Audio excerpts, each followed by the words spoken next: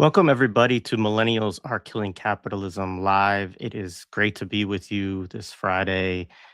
We have an incredible guest. I'm really excited to be in conversation again with Dr. Jemima Pierre.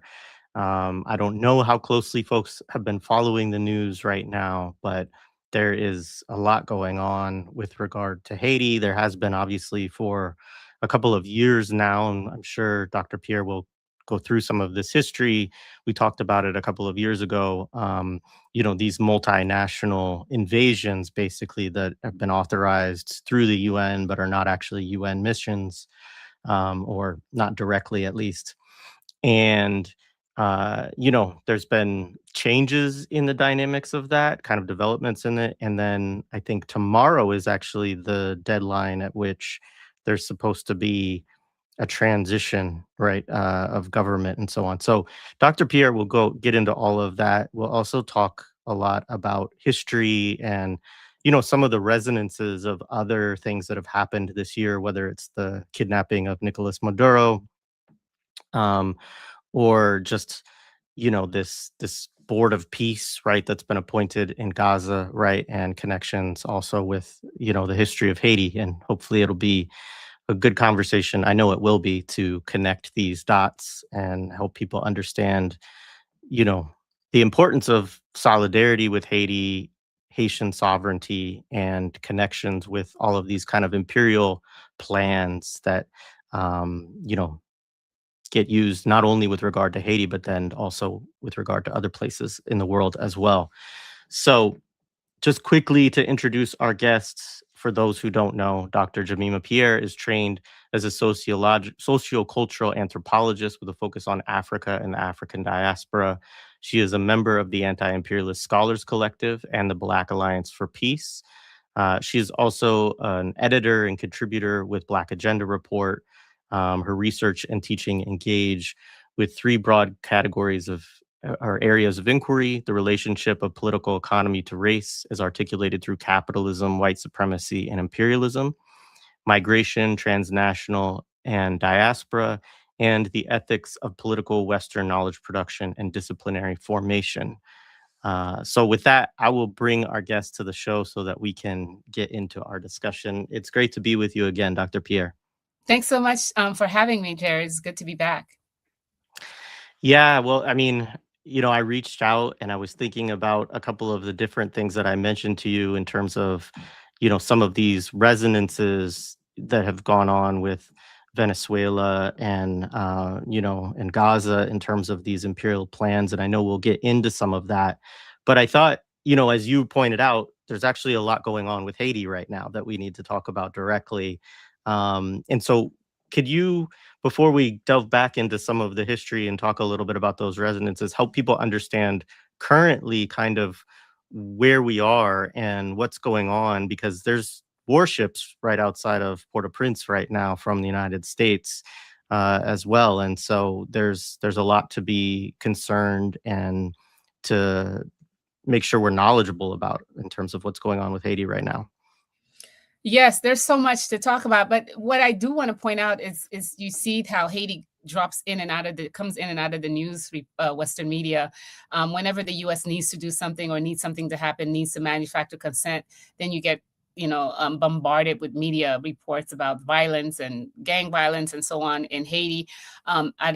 People must have noticed for the past 3 or 4 months there hasn't been any reports about what's going on in Haiti like we got 24-hour coverage back in, September, right before the U.S. was able to get this gang suppression force passed through the UN Security Council. So I do want to point that out, that people have to remember that whenever there's a media uptick in the coverage of Haiti, know that the U.S. is basically manufacturing consent for whatever else it has up its sleeve in the continuation of the occupation of the country.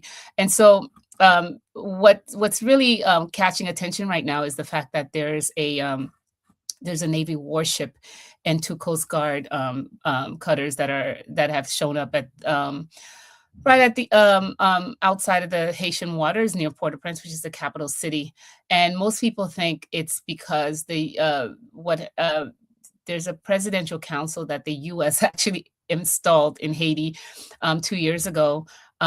after the prime minister that it had installed was no longer doing the service that it needed to do. So the prime minister was kicked out.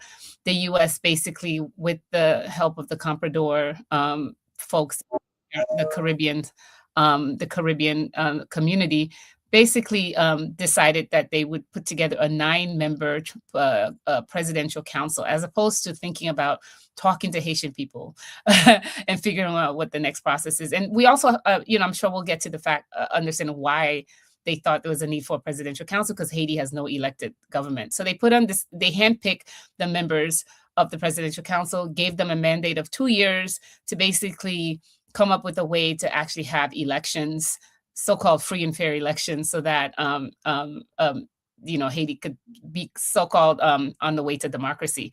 And so the term ends February 7th, which is tomorrow, 2026.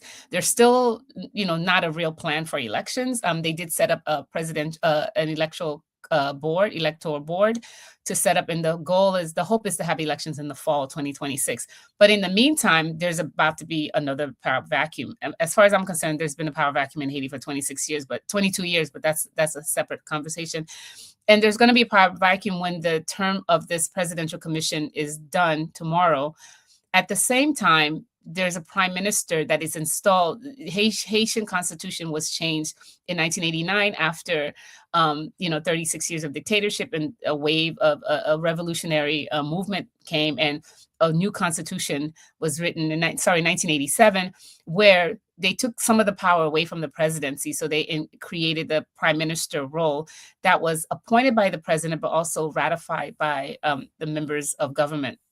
And so the presidential council, the 9-member presidential council, appoints the prime minister, and they went through 3, and the third one was appointed, and he's from the private sector and it's a darling of the US because he wants to sell out the country. And they appointed him 2020 in the fall of 2024. And so what the presidential council is trying to do is basically remove him from office before the transition, because they're afraid that the US is going to basically turn and make him the leader of Haiti without any presidential council. And people remember that's what happened in 2021, where the US basically installed this prime minister and said that was the leader of Haiti. And so the US is really supportive of this comprador guy, this business guy, who basically says Haiti's open for business, and the US loves him. So before the shifts came, the US started threatening, because this is now we do so-called diplomacy on Twitter. The US ambassador started threatening the presidential council to not remove this prime minister, which is their right. If we're talking, I mean, to be fair, there is no constitution, nothing constitutional is happening in Haiti. There's nothing legal here in any aspect. So that's clear. But it is, in this context, it is the presidential council that assigns a prime minister. And so the US is threatening them, and say, you cannot remove the prime minister, which is their right under the circumstances. And so they started threatening them. And then once they tried to hold a vote, 5 members voted for it, and the US immediately sanctioned the 5 members of the presidential council. And it really threatened them almost with death. I mean, some of these tweets are incredible, and basically daring them. And so 2 days before the transition, you have this Navy warship show up on the shores of Haiti as a threat. And so that's where we are. The Navy warship is there with the 2 Coast Guard cutters. And so we'll see what happens. But it is clearly a sign that the US will not accept anything else. They want the presidential council dissolved.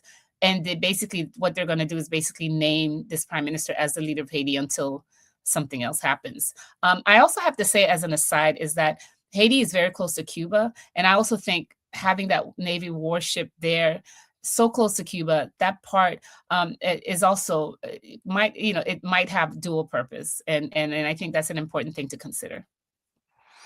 Yeah, I appreciate that. I mean, as I was trying to do a little bit of research on this, I also saw that, and this is probably not that unusual in terms of how the U.S. operates, but this is considered part of the warship is there as part of Operation Southern Spear as well, right? Which is the same one that Nicolas Maduro and his wife Celia Flores, who's also a member of parliament in Venezuela, were kidnapped under, right? And so it's just, I think it's important for people to see those connections, that this is all really part of the same military operation.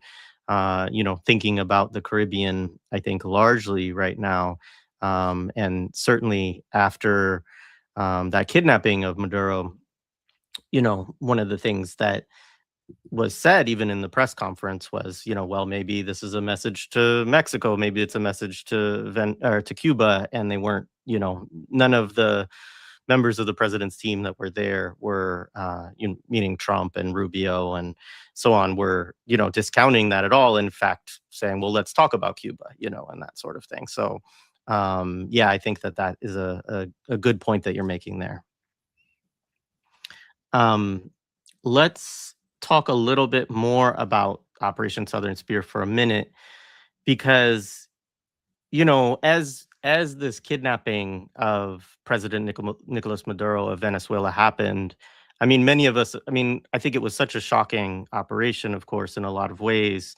And many of us kind of said, well, we've never seen anything like this before. And for some folks, if they're young enough, that might be true.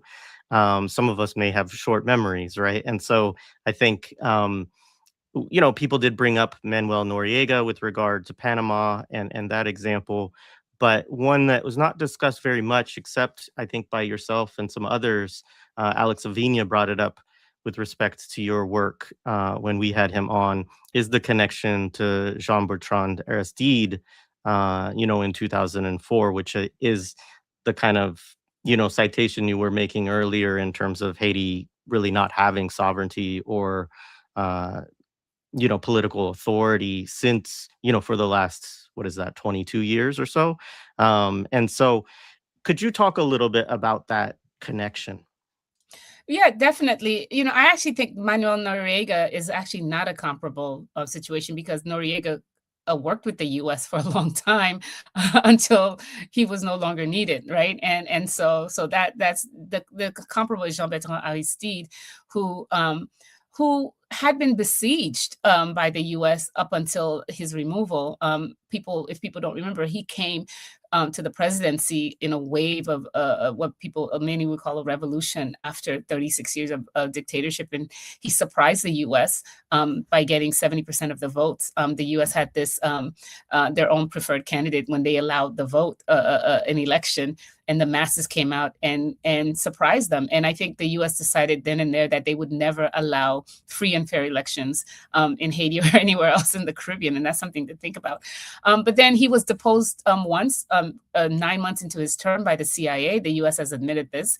And then he came back and won again in 2000. And when he won again in 2000 and his party won the majority of the elections, the U.S. basically started saying that they were that this was fraudulent, that they had stolen the election. So you can start seeing some of these things that he had stolen the elections, and at the same time that the National Endowment for Democracy was funding the so-called opposition. And all of this now is in the WikiLeaks papers, right? So they were funding, they spent $3 million in the so-called opposition. And then they were funding a ragtag group of former Haitian police in the Dominican Republic who came in and they would come in and basically come across the border, cause terrorist acts, and then come back out. And then the media played a big role. And so the U.S. basically, and one more thing is it was like in the fall of 2023, President Aristide was the first one to basically demand from France reparations for the 1825 indemnity. That people should look this up. In 1825, after 21 years after Haiti had won its independence and removed slavery and after defeating Napoleon's army, defeating France and pushing France out of the hemisphere, they came back, surrounding the islands with gunboats, and declared that Haiti had to pay the white French landowners for their freedom. And so then Haiti was extorted for the equivalent back then in 2003, $21 billion that was sent to France, that it took them more than 100 years to pay off. And so basically it left the country completely devastated in its first 100 years of life. And so that's something to think about. But Aristide had demanded those reparations. So I think he had done a lot of things. The U.S. had an embargo against Haiti, a soft embargo, refused to have aid come in. And then once he did that, France joined in because they threatened Aristide, saying, you better watch out, asking for this kind of thing. And then they admitted later that, him asking for the reparations is one of the reasons why they joined in this coup. But on the 28th, the night of the 28th, early morning of 29th of February, 2004, I remember this because I used to listen to the radio in the morning, and some of Maxine Waters, I hear the radio come in, Democracy Now, when Democracy Now was more radical, well, progressive. And Amy Goodman comes on because I used to listen to her show, and then Maxine Waters, a congresswoman, calls in and says Aristide has been kidnapped. He's on a plane. He doesn't know where he's going. They just landed him. He snuck this phone that he's in the Central African Republic. He doesn't know where he is, and he's been kidnapped. And so I remember this vividly because it was Democracy Now that actually provided full coverage of this removal. And so, and they have it in the archives if anyone wants to go listen. But it is interesting. So the U.S. basically sent a military plane, sent the Marines and the whatever troops that they used for extraction, whatever they did for Maduro. And the U.S. ambassador drove with them to Aristide's house and basically threatened him and said, so Aristide describes this, he wakes up and he sees like laser guided lasers pointing at them. The military surround them. And then the ambassador is like, you either come with us now or you die. So they take him and they board him on a plane and flew him. And I remember this because Condoleezza Rice was saying, we don't want Aristide in the Western Hemisphere because they did not want him to be a martyr. They didn't want him to be close enough. Jamaica offered asylum. The U.S. threatened Jamaica. And so basically at the end, they flew him to the Central African Republic. That's really what happened. And back then, people did not really, the U.S. media, back then they used to try to hide it and say, he resigned. Aristide never resigned, but they kept saying that he resigned, or there's, the opposition was about to take over the palace, and that's why he left. But it's not true. They put him on a plane and forced him to leave. And he was on that plane for a long time, and then they dropped him off. And they tried to hide it. And what's interesting to me is there are a lot of, there's like, when I see, there's a lot of so-called leftist media, YouTube that talk, the talking heads that talk about Russia, Iran, and so on and so forth. And one of them is Colonel Larry Lawrence Wilkerson, who's anti all of this, but he was part of that. There are quotes from him. He was part of that movement to remove Aristide. And it's funny to me that he doesn't remember him participating with Colin Powell in removing Haiti's president in 2004, as he's, lamenting the fact that this is happening to Maduro and so on and so forth. So this is really the clear example. And because people allowed it to happen and did not denounce it, because the U.S. propaganda had worked so well to make people, turn Aristide into this monster. There's this great article, I think by Peter Hallward, called How to Turn a Priest into a Monster, because the propaganda against Aristide was so big that even the leftists, the so-called leftists in the West, the first thing was to turn away and say this man is a demagogue and so on and so forth, and just bought into the media discourse, which is what we're hearing about Iran right now, right? But so part of that is this, that's really what made it so that people did not really come to the rally of Aristide, and even though they killed thousands and thousands and thousands of his supporters and basically silenced the group. So I'll stop there. No, thank you so much for that. I mean, I put a couple of pieces from you in the show description, and as I was rereading one of them, it was Anatomy of an Invasion, I think is called, or something close to that. I was thinking about this too. It often gets brought up, the point about the Haitian Revolution and kind of punishing it. But I think that the language of punishing actually doesn't quite do justice. Like the symbol, or I've been reading Ali Kadri's work on the accumulation of waste too, and thinking a lot about how the U.S. seeks to disarticulate these countries and put them in these states of exception that now get managed through these counter gang forces or all these other things, these presidential councils that are unelected and all of this kind of stuff. And one of the things Kadri really situates is like that so much work has to be done to kind of destroy the symbols and the ideology and the revolutionary spirit of places too, right? And so I was thinking about this even as Alex Avina this morning sent me something that they recently made the Haitian designer, I think, of their Olympic uniforms remove Toussaint Louverture from the uniform, basically. That they could that his horse is still there, but they made them remove him, right? And I'm just thinking about all of this work that, sometimes as materialists, we focus a lot on, the resources and the material aspects, which are important, of course, but it's also crushing that revolutionary spirit and that ideology and those political projects is also material, right? And I think that, that your work, as I was reading it today, that kind of clicked for me in a way that it hadn't before. Oh, thanks for saying that. I did not know about them forcing the removal of Toussaint Louverture, but that tells you a lot, doesn't it? Like, you know, Europeans hold grudges. Like these people never forget. Like if you see, like it took them 16 years to bring down Syria, right? They don't stop, right? And it's been 221 years since we defeated Napoleon's army in France, and they've never forgotten. And you can see that, right? They've never forgotten. They will never forget. And they're just, how dare these Black people have the nerve to defeat us?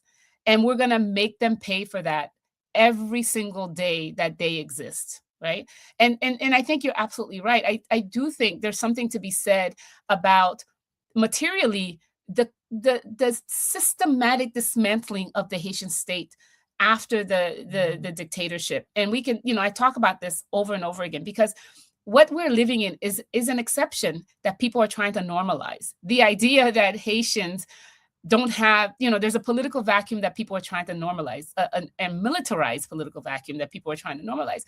But you're absolutely right in the sense that the way the ideological work that has to be done to constantly make everyone hate Haiti and think of Haitians as other is so significant, so much so that you have Caribbean nations who have, Haiti's part of CARICOM, the Caribbean nations, and Haiti is the only country where all the entire Caribbean hates Haitians. Like Haiti is the only country that needs visas to go into other Caribbean nations and so on. And they're still represented that way. And so a perfect example for me is the past 3 or 4 years, the terms of like cannibalism, like the idea that Haitians, are burning people, barbecue, which is his nickname, one of the leaders of the armed groups, he got his name because he burned and ate people, which is actually not true. But, not that I'm necessarily, not that I'm a supporter, but I'm just saying. But there was, I don't know if you remember, just 2 years ago, they're saying Haitians are eating people, they're burning people, they're doing this, they're doing that. And then that fed right into Trump and Vance saying that the Haitians in Ohio are eating dogs and cats, hide your cats, hide your dogs.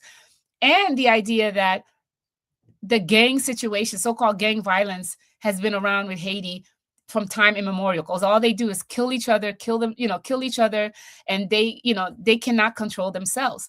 And so part of the reason why it's so easy for people to believe all that is because there's been 200 years of the same kind of like ideological warfare against Haiti. So much so that, I was reviewing, I read this thing, but there's a New York Times article from 1921 when Haiti was under occupation, where the headline is Haitians eat a US Marine.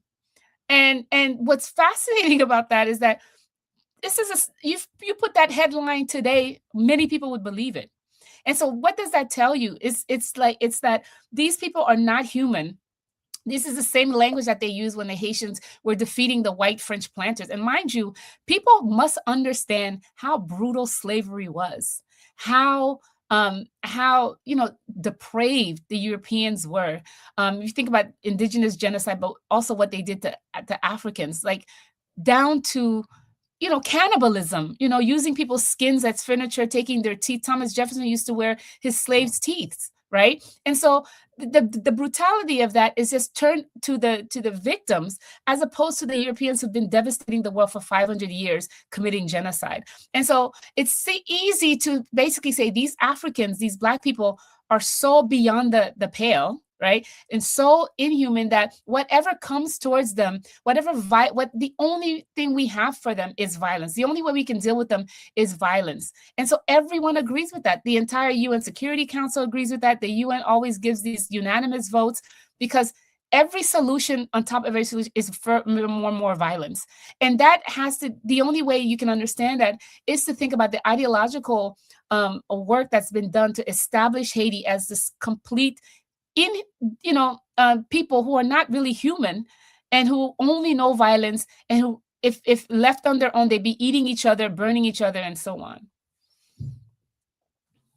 Yeah, no, absolutely. I mean, and this, we should be so skeptical, and I mean, even beyond skeptical. I remember a discussion with Lara Shihai that we had, a couple of years ago, and just saying, like, your baseline should be like, do not believe them. Like, just start with like the propaganda of just like, I'm not going to believe this, right? And like, sure, you can then investigate or whatever, but like, you have to start from this position of like, this isn't true, Yeah. Um, so I want to talk a little bit about, I mean, we've already talked about this a little bit, but there's this whole board of peace idea, right? That is, well, it's not really an idea. It's now like a young institution, or a proposed institution, I guess, right? And this came up as a part of the so-called ceasefire in Gaza, which of course is not really. It's a one-way ceasefire, um, but it was initially this kind of UN appointed, through the Security Council group to manage Gaza, essentially, and with Donald Trump serving as the leader of it, basically. And you know, I think there's a lot of reason to, like, the last couple of years, I think, have exposed to a lot of people the sheer limits of something like the United Nations, right? And that it just really doesn't, that a lot of what happens there really doesn't I want to say it doesn't matter, because it can be used to justify force and things like that, like in the case of Haiti or in other places as well. But it's not a system for the oppressed really to be able to redress their righteous claims, right? And um, so the Board of Peace becomes this institution that some are saying, may at this point go beyond, it seems like the plans for it are to go beyond Gaza, right? And to be a kind of replacement in certain ways for the UN. Um, but I was also thinking about this in respect to Haiti, because of all of your work and the conversation that we had before, thinking about how Haiti has often kind of, there have been mechanisms that have gone through the UN to, uh, justify imperial or kind of invasions or occupations, or these processes where Haitian sovereignty is kind of suspended and given to another, group. But it also is similar in a lot of respects, because there often is the appointment of these kind of, whether they're militaries or political processes that are actually outside of the UN as well. And so I was interested in kind of how you would, think about that. Well, yeah, I always say the UN is the occupation force in Haiti. One of the things that I think about when this Board of Peace, before it became, $1 billion or to get in in occupied territories, is thinking about how what happened to Haiti when the U.S. removed the president could not could not have gone so smoothly if it wasn't ratified and consecrated by the UN within 2 days. So the three countries that were behind the coup d'etat, US, France, and Canada, which already had troops in Haiti by the time the plane took off with Aristide. France had a couple hundred, Canada did, and so did the US. But two of them are members of the Security Council. And immediately we were finding out now, for example, through UN records, that Dominique Villepin on the 25th of February had already sent a resolution around for a transition government in Haiti to the UN Security Council. So this was already planned. So you have the two gangsters, right? The US and France are members of the UN Security Council, who then they have the coup d'etat, and then they got the UN to approve a so-called peacekeeping mission to basically cover up this coup d'etat. In addition to that, the UN creates something called the core group, which is, this is what we would think of when we think of the board of peace, right? The core group is a bunch of unelected people with no Haitians on the board, which include members of the European Union, members of the Organization of American States, Canada, US, Chile, and Brazil. And that's a whole conversation we need to have about Brazil's participation in the occupation of Haiti. So you have this core group that basically was set up to make decisions, to run how the occupation was going. And the core group is through a mandate of the United Nations. This core group is still working in Haiti. So there's a UN office in Haiti that's part of the occupation force since 2004. In fact, its mandate was renewed just last week. We don't talk about that, but it was a unanimous renewal of the UN mandate. And in the 22 years, what we've seen is the complete destruction of the Haitian state and violence. We did not have this level of violence in Port-au-Prince in 2004, in 2000, before that. And now you have like armed groups that are being fed arms, military equipment by the US. We have Blackwater, Eric Prince in Haiti. We have mercenaries in Haiti, and now we're about to have these forces. And so I do think the UN has done that. So you have the core group that's still there, the UN office in Haiti, that's still there. And all this stuff happened under their so-called tutelage, right? Because I feel like Haiti's like a mandate, if we think about the mandate system, the mandatory, right? But at the same time, as the state completely dissolves and no elected officials left, the US goes through the UN again, so what the MSS, right, which is the multinational stabilization group, where the UN was not really, I think the UN Security Council, especially Russia and China, were not supportive of another UN so-called peacekeeping mission over gangs. Mind you, if we look at Ecuador, we look at other places in the Caribbean, Trinidad, we think about gang violence. Then each of these places should actually be having a multinational force if that's how we deal with so-called gang violence, right? But so the MSS, which was pushed on and co-directed by AMLO and the U.S. Mexico, right? Manuel Lopez Obrador, wrote this thing to basically bring a military force to Haiti. But the UN did not want to do it, so they changed it to a force that was not under the purview of the UN, but it still had Chapter 7, which allows you to use military force against a local population. So the UN said it wasn't its thing, but it basically washed through the machinery of the UN, even though the US was paying for it and basically brought in Kenyans to occupy Haiti. This is how the UN has been used. And now you have the new gang suppression force, which is the replacement of this force. The violence has gotten worse. This force hasn't done anything. Now you have a gang suppression force, which is supposed to bring 5,500 soldiers, military people, to Haiti through the UN. The UN Security Council allowed it to happen. And this time, usually Russia and China veto. Like the Board of Peace, they did not veto. They just abstained. And that is also an important thing to think. So it is very interesting. To me, the UN is an occupation force. The UN has never been a democratic institution. You cannot have a democratic institution when you have 5 permanent members of most of them are from Europe. You cannot have that. You cannot have that. And you have rotating seats, and you cannot have a global institution that cannot stop 3 years of genocide, or we should say, 78 years of genocide, right? And so the UN is not what we think it is, but I do think it's been very egregious in how it actively snuffs out Haitian sovereignty, how it has done so the past 22 years.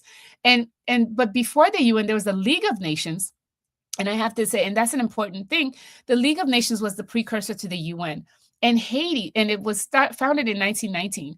And Haiti was a founder of one of the founders of the League of Nations while it was under occupation of the US. And the way, and the League of Nations was talking about sovereignty, and the way they dealt with that was basically make Haiti a quasi-sovereign country. They're saying, oh, they're under the, the US, they're under the tutelage of the US, big brother US. And so, yes, it's under occupation, but it still has a modicum of sovereignty. So Haitian sovereignty has never been allowed.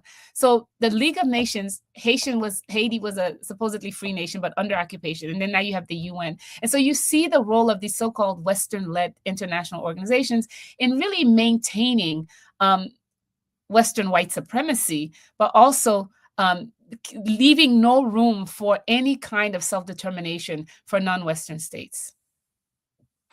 Yeah, thank you.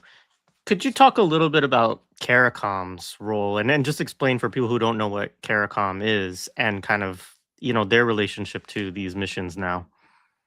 Yeah, so CARICOM is a Caribbean community, and it's really supposed to be an economic, regional group of countries, the economic countries in the Caribbean, the countries in the Caribbean that have economic relationships and trading partners, and that's what it's about. There was, before CARICOM, there was the need, people saying there's a need for a West Indian Federation, where these tiny little islands cannot be powerful if they're working alone. And so the whole point of that federation was to basically say we need to come together to do that, but they've never been able to do that. And so what CARICOM is like this kind of like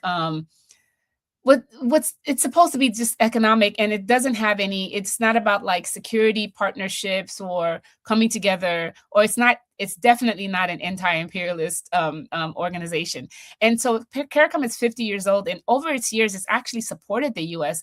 Some of its members, when the U.S. invaded Grenada, some of the CARICOM members participated in that, similar to now where, Guyana and Trinidad allowed the U.S. to use their countries as staging ground to remove Nicolas Maduro.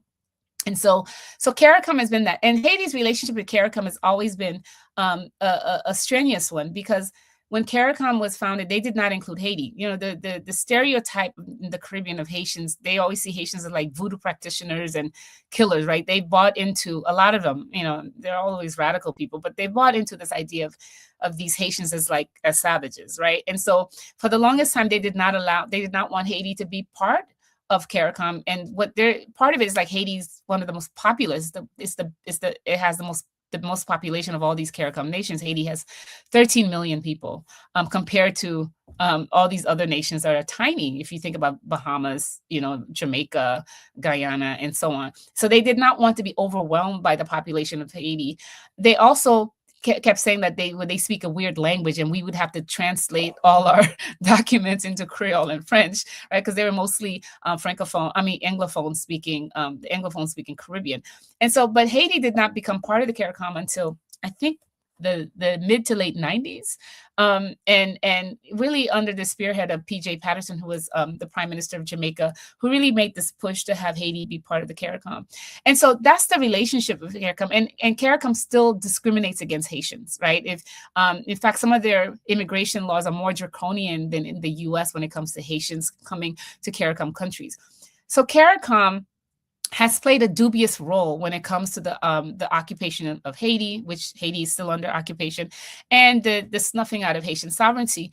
It didn't always do that. I think the U.S. has used it when it needed to. So when the U.S. government removed Aristide from power in 2004, CARICOM was one of the first. CARICOM and Hugo Chavez of Venezuela were the first two institutions that basically blasted the U.S. for removing a sitting president, an elected president.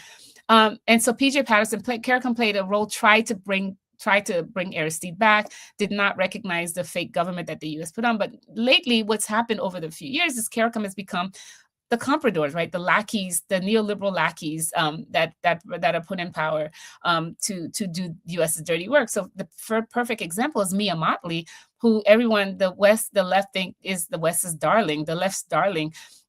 Played a very, but she's a neoliberal, right? And in terms of like her policies.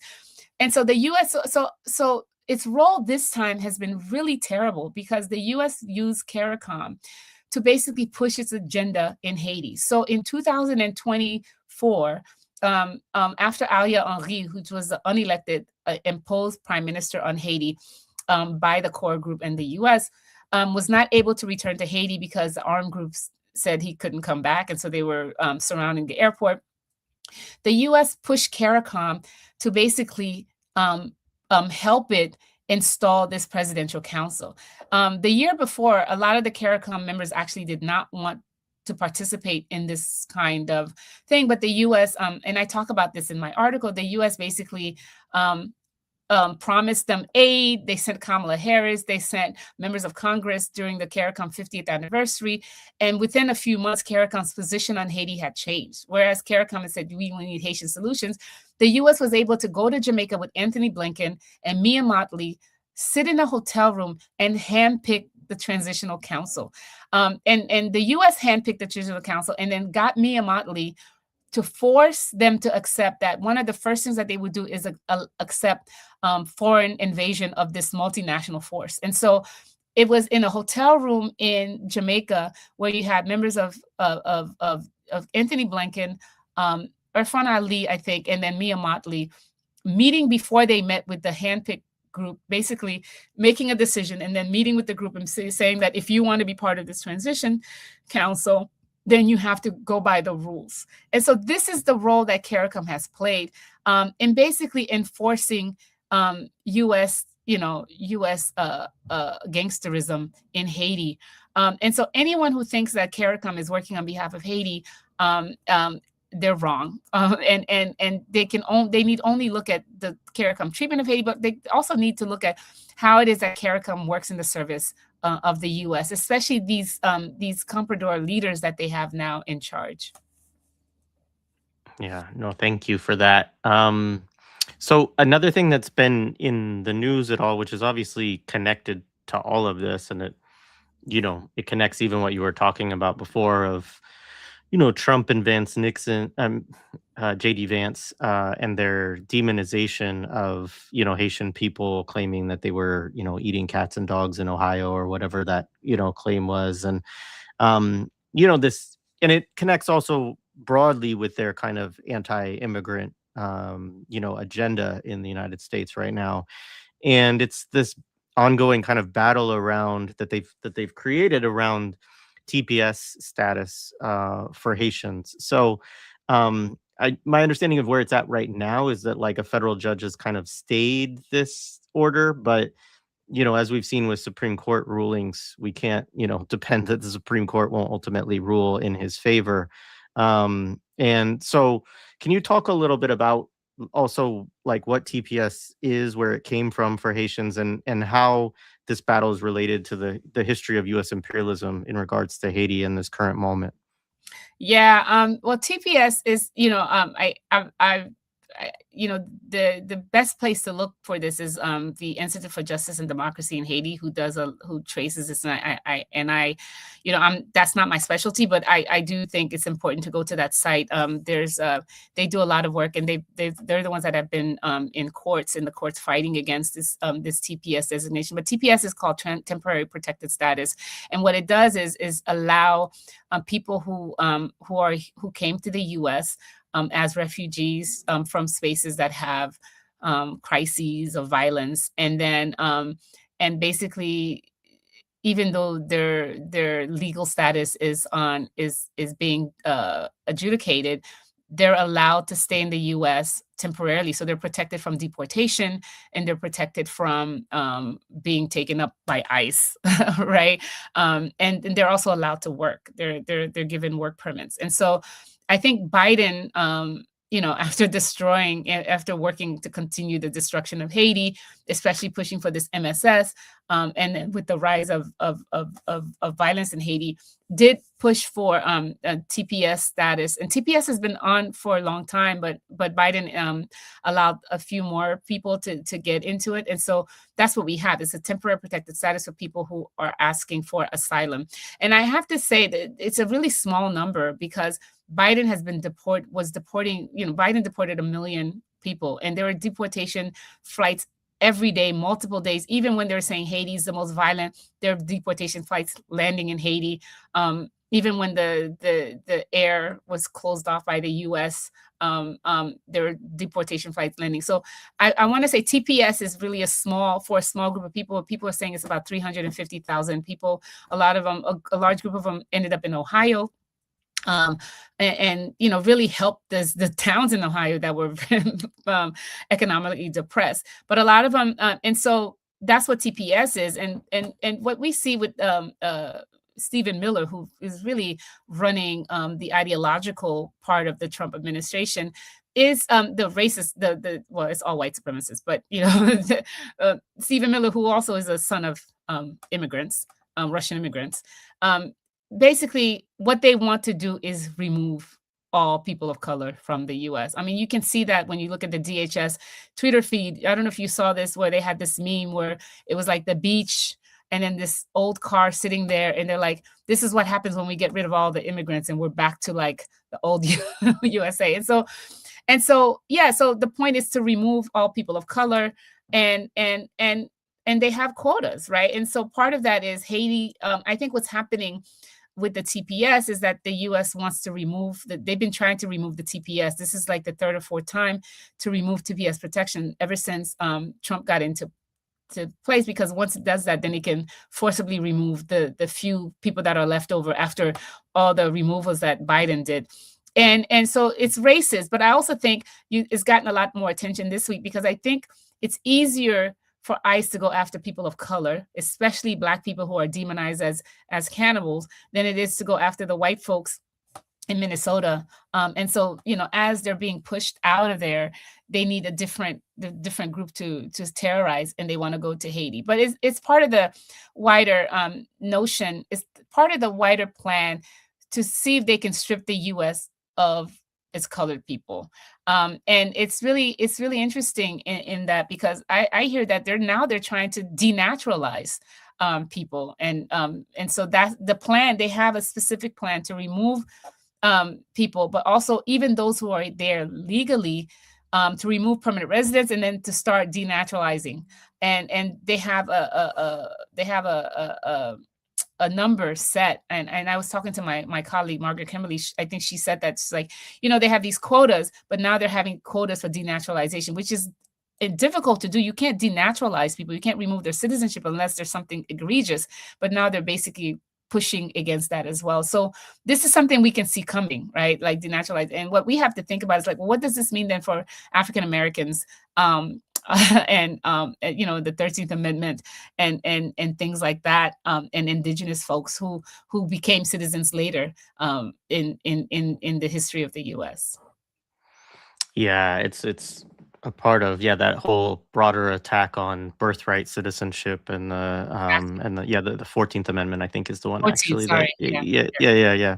But yeah, no, thank you for that, and I think that's spot on. So I guess the last point, just to open up, and I do have one audience question I think we might have time to get to as well, is what are some of the ways that you think closer attention to the struggles of Haitian people, might open the door for a stronger left, one more capable of resisting imperialism, with regard to Haiti, of course, but also more broadly than that? Well, I think the left needs to pay attention to Haiti. It's really interesting. I have this article that made a lot of people on the left mad. It's called "The Leftism of the Americas Stops at the Door of Haitian Sovereignty," where, Haiti becomes the exception, right? So we support everything, but we allow the removal of Haiti's president, and we let it happen. Or, as some leftists saying, what's wrong with Haiti? They're always in chaos, as opposed to thinking about Haiti as being, purposely destroyed. And one of the things that needs to happen is for Haiti in particular, is the end of the exceptionalizing of Haiti. And I do think one of the things that people don't do is link what's happening to Haiti to broader, to the broader imperialist onslaught against self-determination for nations who've been fighting for it for a long time. Haiti is the oldest neo-colonial project in the modern in modern history, right? If we think about, they've been going after us since 1804. But people still see Haiti as an extreme exception. And so, and by seeing Haiti as an exception, everything that happens to Haiti is seen as something that happens over there. It's those people, it's chaos. Oh, I can't even take the time to understand. It's so messy, as opposed to seeing actually the broad strokes, the way that imperialism works in Haiti is actually what they're doing in Nicaragua, in Venezuela, and so on. So, and I actually think if people actually paid attention to Haiti from 2004, they would see the machinations of empire in Haiti. What they're seeing now in Venezuela, what they're seeing now in Cuba, is really it's how empire works. Like, how many people remember, for example, that if Haiti was under a blockade for 62 years after independence? It was an economic blockade by the US and the West. And so we think about Cuba's blockade, but we also have to think about Haiti's blockade and what that meant. So if we look at these historical patterns, if we stop exceptionalizing Haiti and normalizing this exception, right? Then it would actually open us up to actually use Haiti to see how it is a laboratory for what empire does in the Americas. And I think it's an important thing for us to do. And I think that's the challenge I put forth for people who think of themselves as leftists. I think part of that is to, how is it that you don't know what's going on in Haiti? How is it that you can't connect what's going on in Haiti? What is it about Haiti that you cannot see what's happening to it is part of the same imperialist onslaught? So I want people to ask themselves that question. And I think once they ask themselves that question, maybe it will push them to remove the blinders of exceptionalism, of Haitian exceptionalism, and see how we're part of, this ongoing fight against, US and Western depravity, and gangsterism. Yeah, no, absolutely. Um, and I think as we've talked about in this conversation, and I know you've talked about this, we talked about this last time too. I always hate the kind of I have this conflicted relationship. I almost called this, Haiti as a laboratory for empire. I think in many ways it is, but I also don't like how kind of objectifying or demeaning that sort of can be. You know what I mean? But I think nonetheless that there are these experiments, right, that empire is engaging in how to, disarticulate, how to different methods of disrupting sovereignty, of maintaining control, of sowing chaos, of all of these things that I do think that your work and a close study of Haiti, helps us to see because these are the same techniques that they use in all of these other places as well.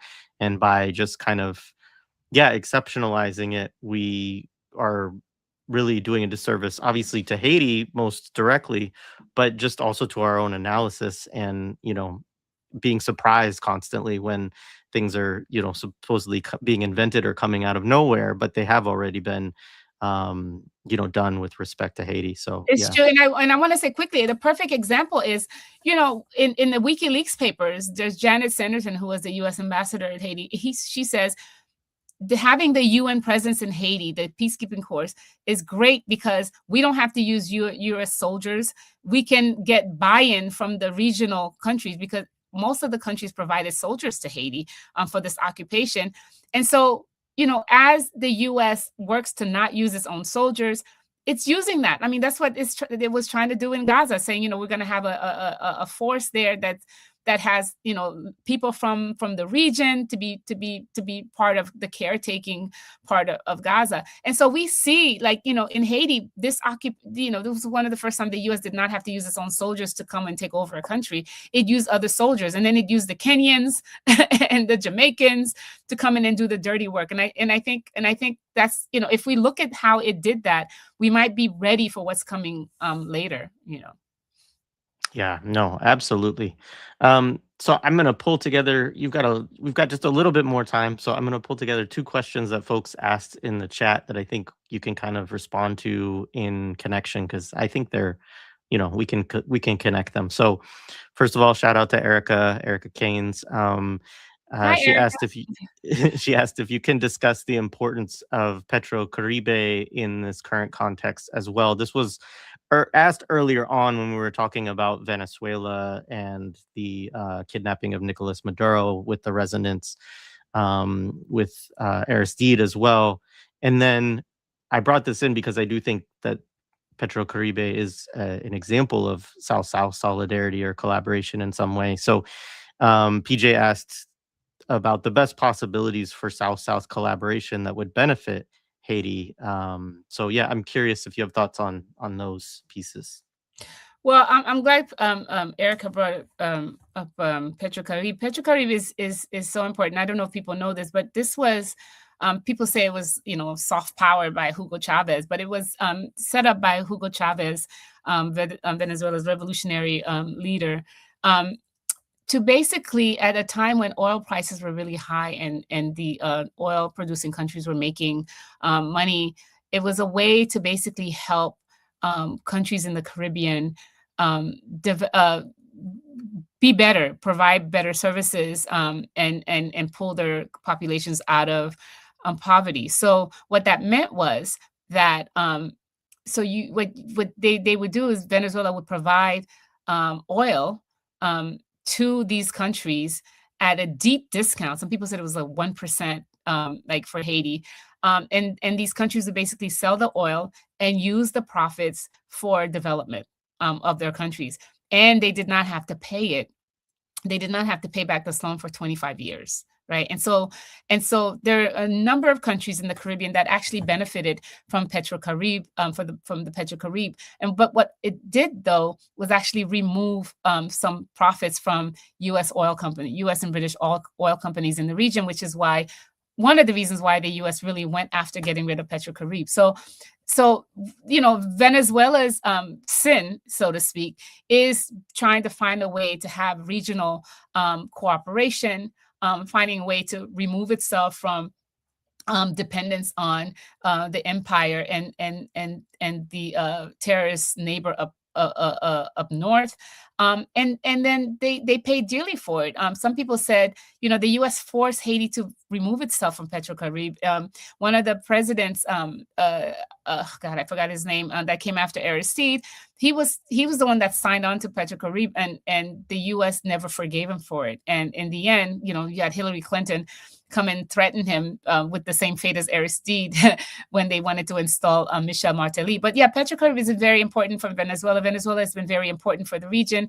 And it's a shame to have Trinidad and Tobago as well, the governments of Trinidad and Tobago and Guyana, to participate in this, that goes against the interests of their own people. I hope I answered Erica's question, unless you wanted me to say something else about Petrocaribe. But the second question about South-South cooperation, one of the things that is sad is how Cuba has been so essential for the rest of the region and the world.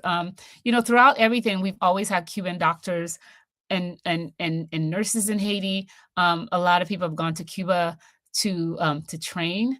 And so we've always had that, and for Cuba, there's just been a consistent cooperation and help. Haiti's hospital, a lot of Cuban doctors in there teaching Haiti school to teach doctors.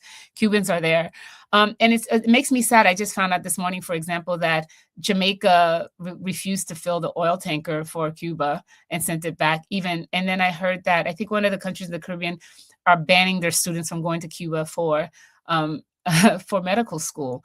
And so it just seems, the capitulation to the West is happening, and the U.S. is consolidating its power, primarily because these countries are afraid of the U.S., but also they don't have any cooperation with one another. And so if you had, the idea of a federation where you had these countries with all these resources, can you imagine how they could stand up to the U.S.? And I think South-South cooperation could work, but not under the boot of U.S. imperialism, the way as it is configured right now. So, for example, when the U.S. met to come up with this fake presidential council for Haiti, CELAC, the Central American and Latin American countries, offered to come to Haiti, offered to help Haiti go through its political impasse. And so, Nicaragua offered to help, Venezuela offered to help. We could easily have dealt with our situation if it wasn't for the big US boot on our necks. We could easily reach out to one another and help each other for that cooperation. But at this point, at this moment, you have two things stopping us. One of them is the brutality, the brute force that you see in the US right now extending itself. But even before Donald Trump, Biden would not allow Haitians to actually go and talk to CELAC and ask for help. They will, during the earthquake, the US, Hillary Clinton closed Haiti's airspace to stop Venezuelan aid from coming in. Right. So this is the kind of control that the US has always had. So there's that, but there's also the ideological control where you had in this neoliberal moment, the rise of these, backward comprador leaders that really do a disservice, injustice to the really long legacy of Caribbean radicalism, right? If you think about earlier radical governments. And so you have this joint thing, the overwhelming power of the US to control things in the Caribbean, but also the failure of us, the failure for us to actually have ideological training so that we're on the same page in terms of being anti-imperialist and trying to find a way to get our communities to come together against US imperialism. Yes, thank you. I agree, and I think that's a good place for us to wrap up. Apologies to anyone in the chat whose questions I didn't get to. We had a little bit of a time constraint, but before I let you go, Dr. Pierre, anything that you want to point people towards in terms of the work that you're involved in, organizations or scholar groups or anything like that that you would like people to check out? Yeah, I think people should always check out the Haiti Americas team for the Black Alliance for Peace, with lots of documentation on Haiti going back years, and constant statements and activities in support of Haitian sovereignty. And there's also the Anti-Imperialist Scholars Collective, which I think is important. I wanted to end, though, by saying what's going on in Haiti is important for us to pay attention to, because I think I do want to stress the point that what's happening is basically what the US wants to do, is that it's normalizing an armed political vacuum in Haiti. And what it wants to do is leave a prime minister in charge that has access to Eric Prince's Blackwater mercenaries, that will basically they're basically trying to create an authoritarian leadership in Haiti that does the work of the US, but also comes with a lot of violence. And I also want people to remember that when you hear numbers like there are 5,000 killed to gang violence in Haiti, over half of those are police executions and killings of young people. And so never take those numbers at face value. And so I do want us to really think about what's going to happen to Haiti. We're on the verge of normalizing this exception, and I hope we come together to really highlight this and to see if we can get some people to fight against this, the way that we're fighting, on behalf of Venezuela and Cuba and Nicaragua. Yeah, no, absolutely. Thank you so much. Thank you for the work that you're doing. People, please check out Black Alliance for Peace, Black Agenda Report, Anti-Imperialist Scholars Collective, and heed the words that you're sharing with us today. Yeah, thank you again. Thanks so much, Jared. It was wonderful All right. speaking with you. Absolutely. My pleasure.